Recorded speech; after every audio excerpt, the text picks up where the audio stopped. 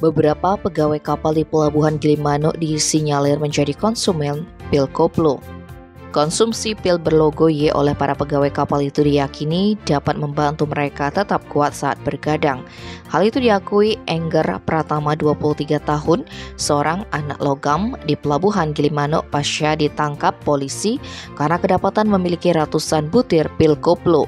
Kapolsek kawasan Pelabuhan Gilimanuk Kompol Idewo Putu Werdiana Jumat 18 Agustus mengatakan penangkapan pelaku berawal dari adanya laporan masyarakat terkait adanya peredaran pil koplo di wilayah Gilimanuk.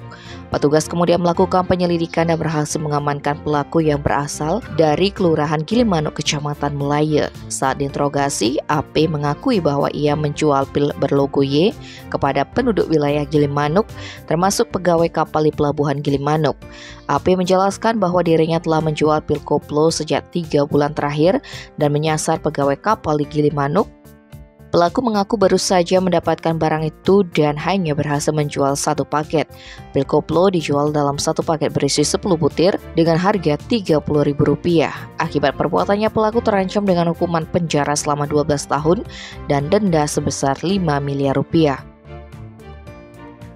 Tim Express melaporkan.